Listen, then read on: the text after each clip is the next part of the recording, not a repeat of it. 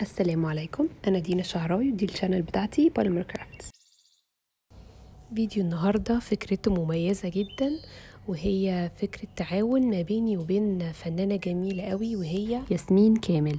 هي عندها قناة يوتيوب شاطرة جدا فيها وبتعمل فيها حاجات حلوة قوي. هحط لكم اللينك بتاع الفيديو بتاعها في آخر الفيديو ده.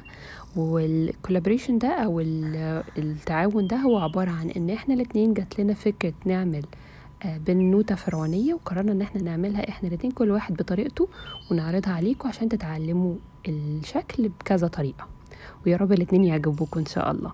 يلا بينا نبدأ. هنستخدم طبعا صلصال بلون الجسم علشان خاطر نعمل بيه الوش والايدين والرجلين. انا الجسم عملته بصلصال متبقي عندي من قبل كده علشان خاطر مضيعش صلصال على الفاضي، لان كده كده جزء الجسم ده مش هيبان وهيتغطى باللبس. وهنشكله بالشكل ده، وهنقطع مكان الرجلين اللي هيتحط فيها الرجلين بتاعت العروسة.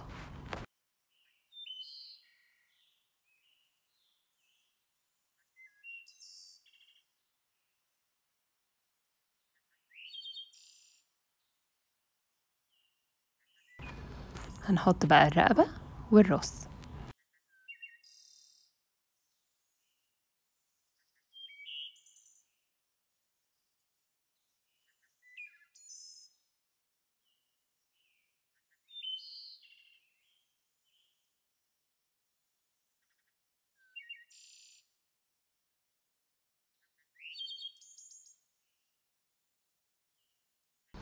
انا استخدمت صلصال وايت بيرل، اللي هو ده اللون اللي موجود من داس. هو بيبقى ابيض بس لؤلؤي شويه. دلوقتي هبدا اوريكم هنعمل الرجلين ازاي.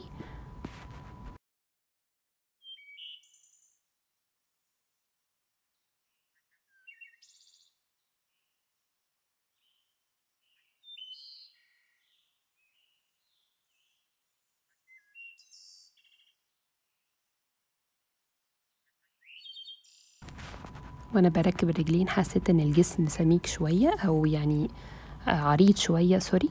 فقررت ان انا اصغره، وبعد كده هظبط بقيه الجسم من تحت كمان، وبعد كده الزق الرجلين.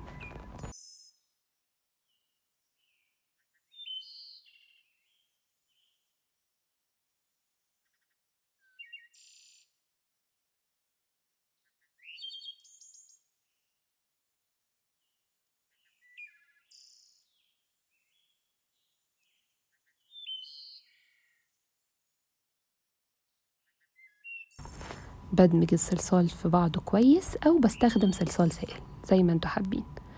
ده صلصال بريمو لون ذهبي اسمه انتيك جولد، ده اسم اللون.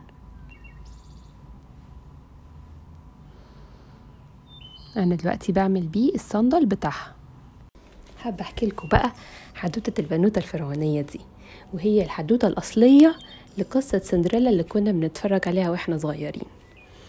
البنوته اسمها رابوديس. رابوديس دي كانت عبده بتشتغل في بيت كبير على ضفاف نهر النيل، وكانت وهي صغيره اتخذت اسيره، وبعد كده بقت عبده في البيت ده.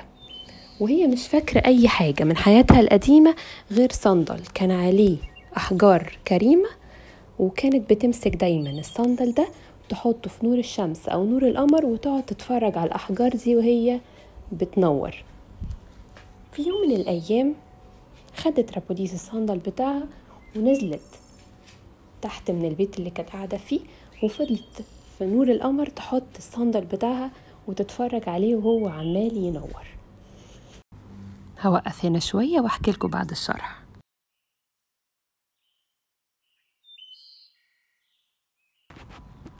هنقطع بقى من الصلصال الأبيض، هنعمل منه قطعة سمكها رفيع كده، وهنحطها فوق علشان خاطر دي تبقى الجزء اللي فوق بتاع الفستان. وهنعمل فيها خرم من فوق خالص، وده هيكون مكان الرقبة، وهنعمه بالبول تول.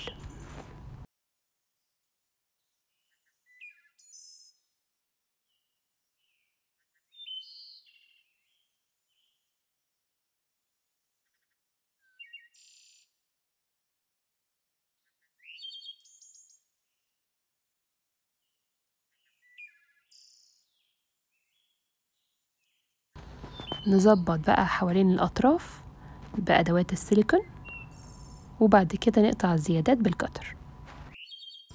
نرجع بقى للحدوتة بتاعتنا. فجأة جه نسر كبير وراح خاطف الصندل من ايدها وطار بعيد. فضلت رابوديس تعيط ورجعت قعدت في بيتها تاني. وفي اليوم اللي بعده كان الوزير والفرعون بيتكلموا في أحوال البلاد، ومن لا مكان جه النسر وراح رامي الصندل بتاع رابوديس في حجر الفرعون. فاستغرب جدا هو والوزير، بس لما بصوا على الصندل لقوا ان هو صندل غالي جدا، وقالوا اكيد صاحبته بتدور عليه. فراح الوزير قعد يسأل هنا وهناك عشان يعرف مين اللي بتدور على صندل ذهبي مرصع بالأحجار زي ده. وفعلا عرف الوزير يوصل لرابوديس، بس لما لقى انها عبدة قال لا يمكن عبدة يكون عندها صندل غالي تمنه زي ده. وراح سألها ده صندل بتاعك؟ قالت له ايوه. قال لها طب اثبتيلي. راحت مطلعه له الفردة التانية من الصندل، فاتكلم معاها وعرف قصتها وراح واخدها عند الفرعون. واول ما الفرعون شافها حبها واتجوزها وعاشوا في تبات ونبات. يا رب الحدوته تكون عجبتكم. انا بس حبيت اقول لكم ان انا اول مره بصراحه كنت اعرف ان الفراعنه هم اصل حدوته سندريلا. نرجع بقى للصلصال بتاعنا. دلوقتي هنعمل جزء الجوب بتاعه الفستان، وهوريكم ازاي نعمل الكشكشه بتاعتها.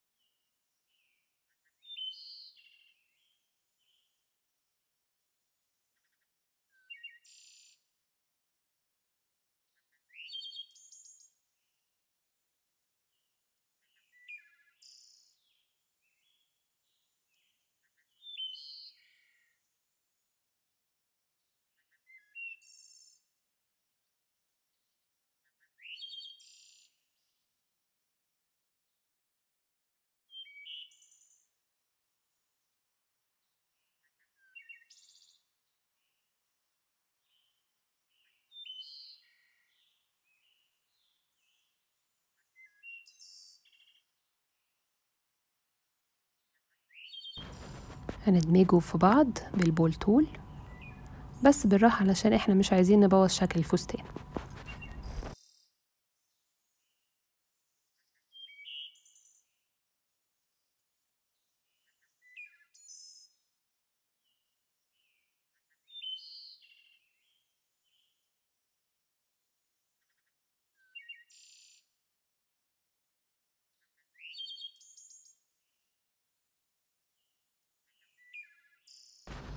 ناخد بقى شريط رفيع من اللون الذهبي ونحطه على اساس ده هيكون الحزام بتاعها.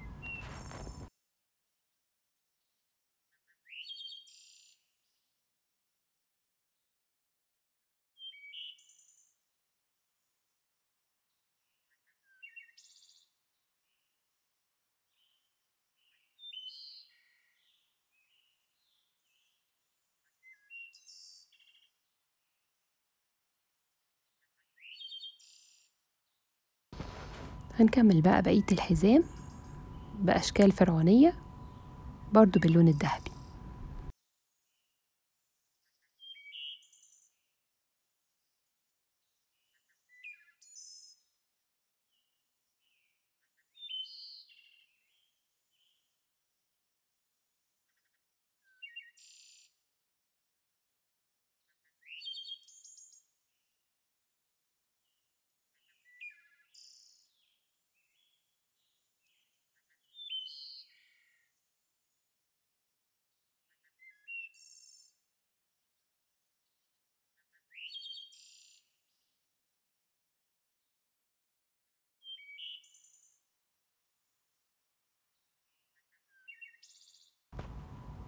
هنعمل فيها زخرفة بسيطة خالص بالنيدل تول، وبعد كده نلزقها على الحزام وعلى الفستان. أنا استخدمت في اللزق صلصال سائل.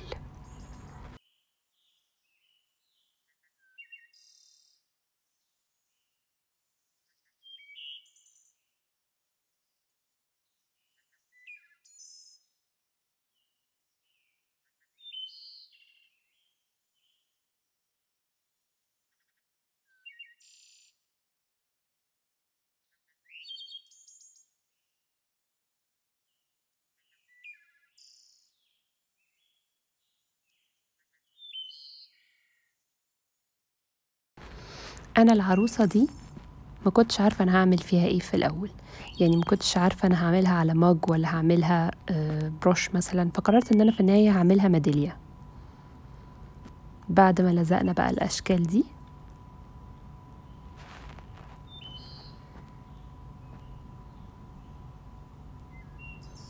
هنعمل الكولا بتاعتها، بتاعت الفستان، او ممكن تقولوا عقد برضو، مش عارفة، هو بيبقى الجزء اللي فوق في الفستان بتاع الفراعنة، بس مش عارفة اسمه ايه.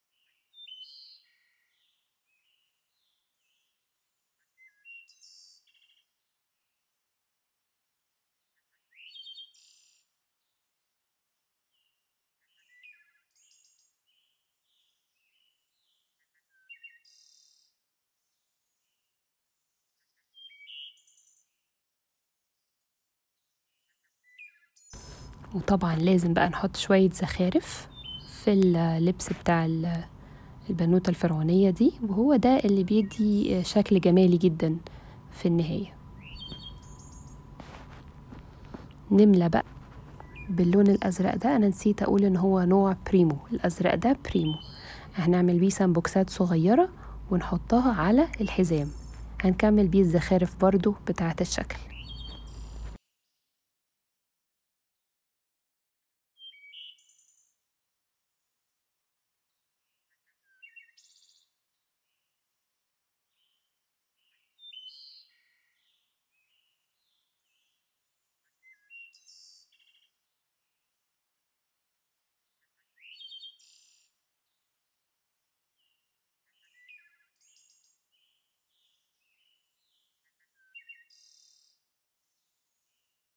وده شكله.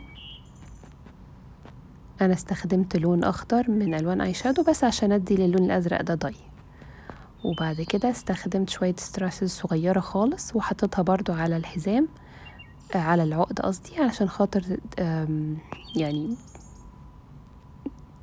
تخلي شكله احلى، حط له شوية تفاصيل صغيرة بتفرق جدا في الشكل النهائي.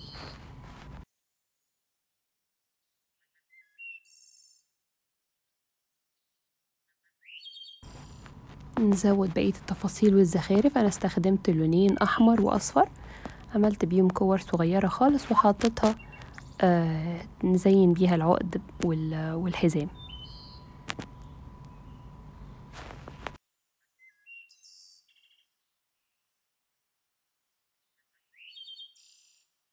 في المرحلة دي بقى نقدر نحط الدراعات، هنشكلها تشكيل بسيط. انا هنا كنت بقيس الطول الاول، بس هنشكل بقى الايدين شكل بسيط خالص وبعد كده نلزقها على الجسم.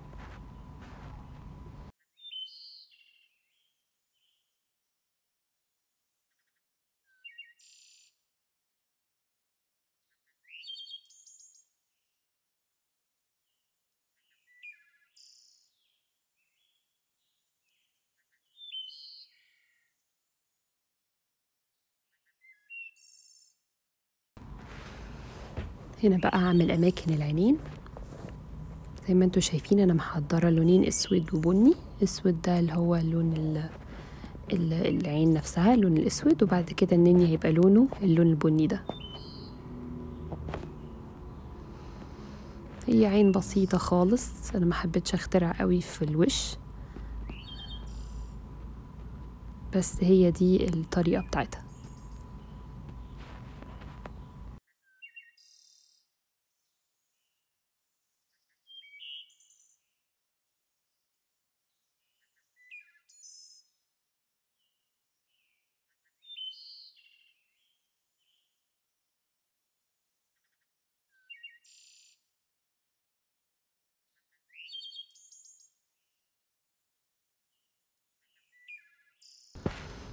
هنركب بقى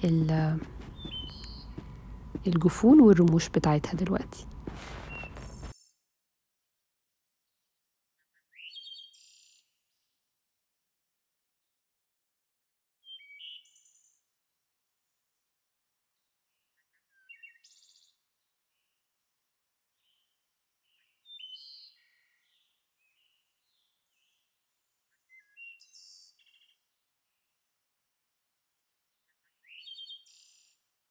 واخر حاجة هنركبها هي الحواجب.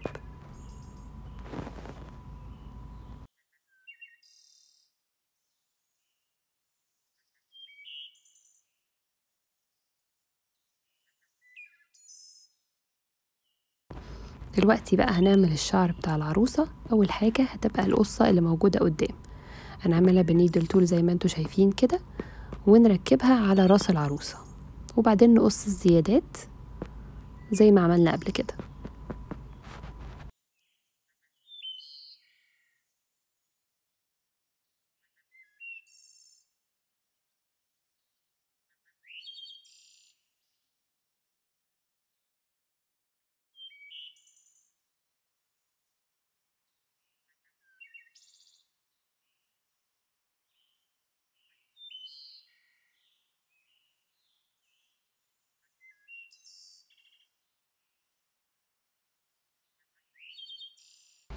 وهنا هنعمل الشكل بتاع الشعر نفسه.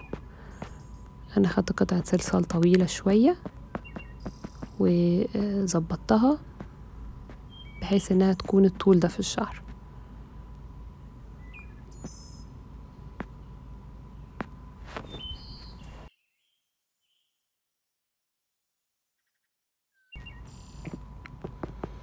دلوقتي بقى نركب التاج بتاعها،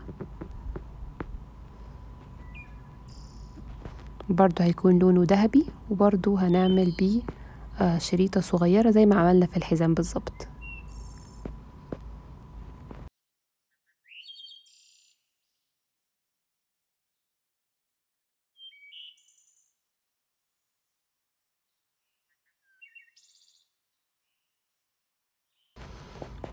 وطبعا لازم نحط شوية ديكور على التاج بتاعها، علشان دي كانت السمة الموجودة في الفراعنة.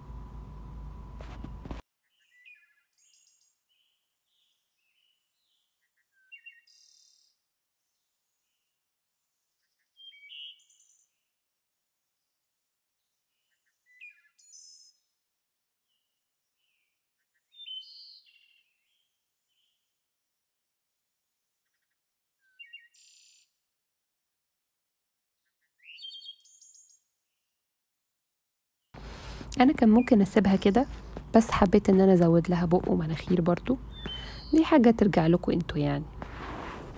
عملت بق صغير خالص ومناخير صغيرة جدا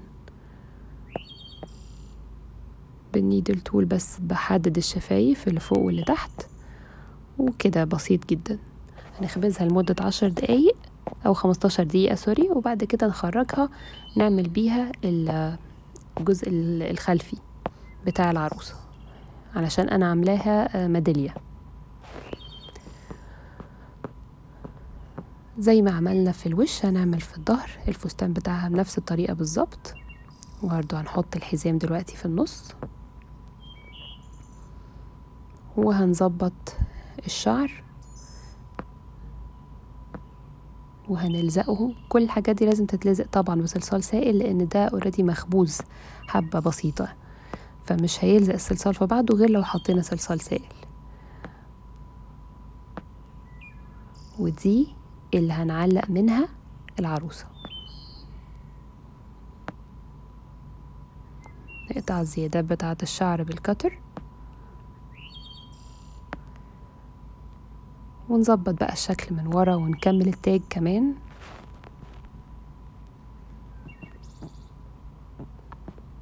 وبس ده كده شكلها النهائي. انا حطيتها على سفنجة عشان تستوي من غير ما تبوظ الظهر، ونسيبها بقى في الفرن. دي انا سبتها تقريبا ساعة في الفرن. وبس كده، ده الفيديو بتاع النهاردة، يا رب يكون عجبكم. دي النتيجة النهائية بتاعتي. لو عجبكم ما تنسوش تعملوا لايك وسبسكرايب، ويا ريت تعملوا شير وما تنسوش تبصوا على الفيديو بتاع ياسمين، هي كمان عاملة شكل حلو جدا بالصلصال لشكل فرعوني. انا حاطه لكم اللينك هنا في اخر الفيديو، وحاطه لكم كمان اللينك بتاع الشانل بتاعتها في الديسكريبشن بوكس تحت.